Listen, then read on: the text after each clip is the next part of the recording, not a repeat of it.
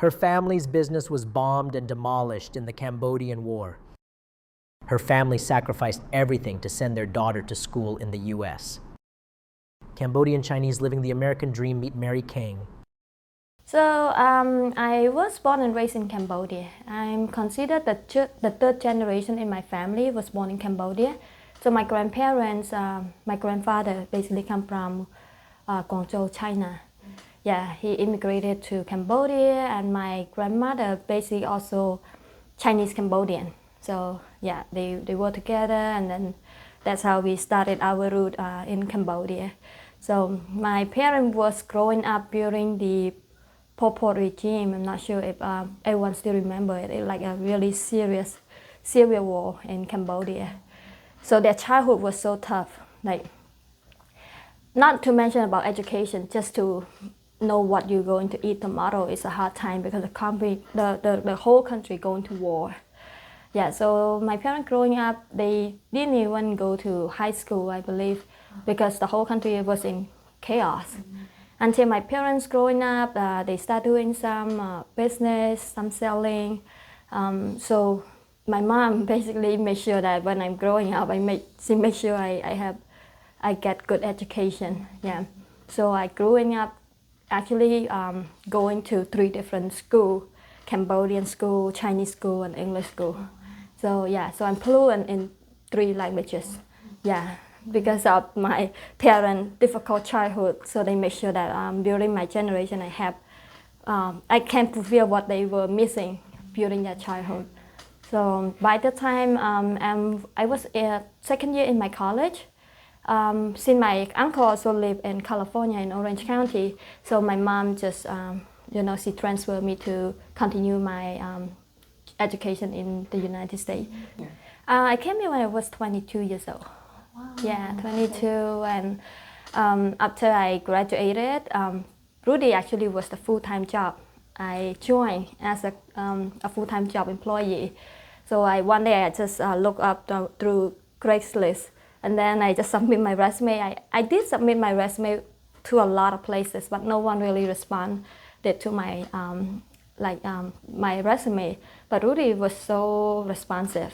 Yeah, I think at that point, maybe I was exactly what the company looking for, because I just moved from Orange County to San Gabriel Valley after I got married, and I'm looking for my first full-time job.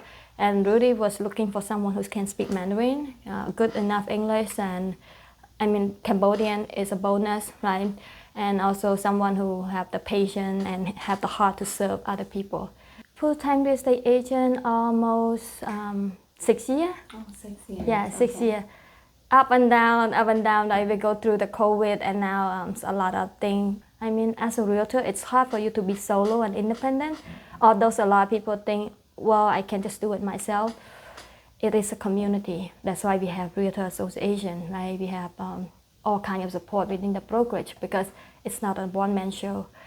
In the real estate, it's a collaboration, right? Not just the people inside your real estate office, but also people outside your real estate office. And as a position of a buyer agent, each transaction close is a very rewarding feeling. I would say that's the most important thing in my job, although it's challenging. Because once the sale close, the feeling is like, oh my God, everything happened. Everyone got paid. The buyer got their dream home. The seller, whatever their timeline is, what they want to do with their next journey. We all make it happen for all of them. What's the longest you went without any real estate sales or income? I would say 4 months. Yeah, the 4 months no sales, and then got away for a while. That's what I learned from my college. And then after that, there will be a few closing after that, right? Just to supplement back whatever missing. I believe I grew up in a very humble family. We're not poor, but we are not like super rich. We are comfortable. I have a very big extended family. So both of my grandparents have 7 children, and each children will have average of 4 or 5 children. So the whole family combined, maybe just the extended family, we have over 100 people, like 100 members. It's a big family. So it's a busy childhood. I went to three different schools, right? Morning, afternoon, evening. I hardly have a lot of any activity as a child, like some sort of sport. Not very common in Cambodia. People growing up mainly focus on going to school, right? They don't focus much on sport.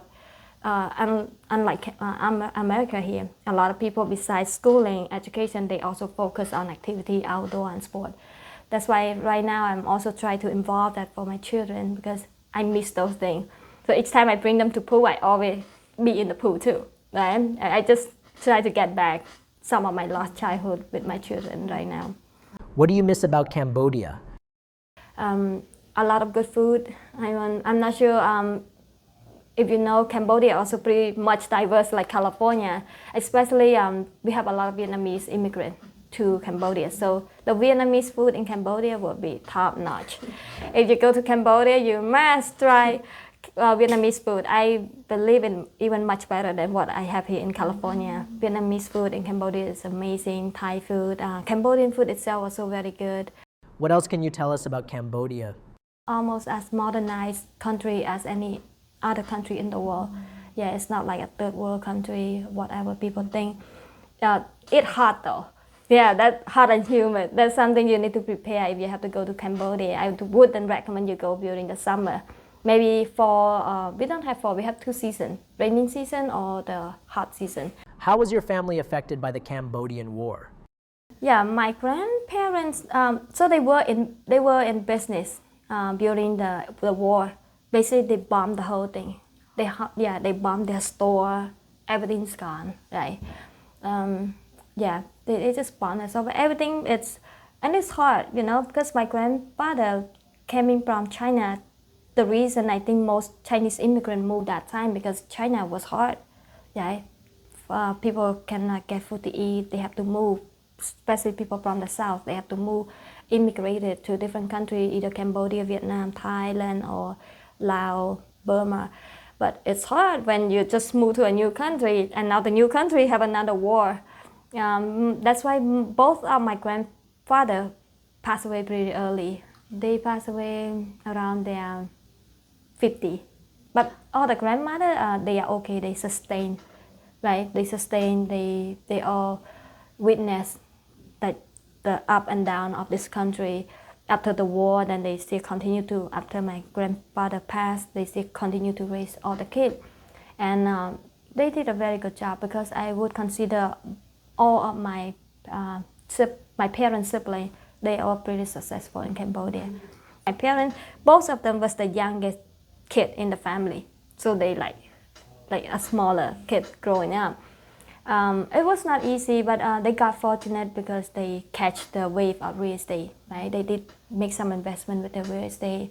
That house, my parents were able to retire maybe at their early 50. What did you want to do when you grew up? I was thinking of a business woman, right? I was thinking always of a business, but I don't know exactly what field to go in. Even when I came to United States, I never thinking of real estate as a job, right? Maybe like after I make money, I can invest in real estate, but not as a real estate agent. But somehow, God show you the way and bring you to do whatever you're supposed to do to serve people. And I always believe in the quote, not everyone can be famous, but everyone can be great, because greatness stems from service. Once you have the heart to serve other people, you can be great, right? You can serve other people, you serve other family. And I think that's the mission of life. You're not here to just enjoy, right? You're here somehow become a light to other people. When people ask, what are you? How do you answer? I think for Chinese people, no matter where we go, we will always consider ourselves Chinese. Yeah, even though I'm already like the 3rd generation growing up in Cambodia, when people ask, we will still think that we are Chinese instead of Cambodian, right? But we are Cambodian-Chinese.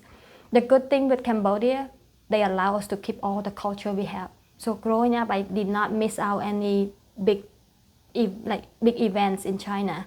Like we still have boat festival, dragon boat festival, whatever festival that Chinese people celebrating, we all celebrating it.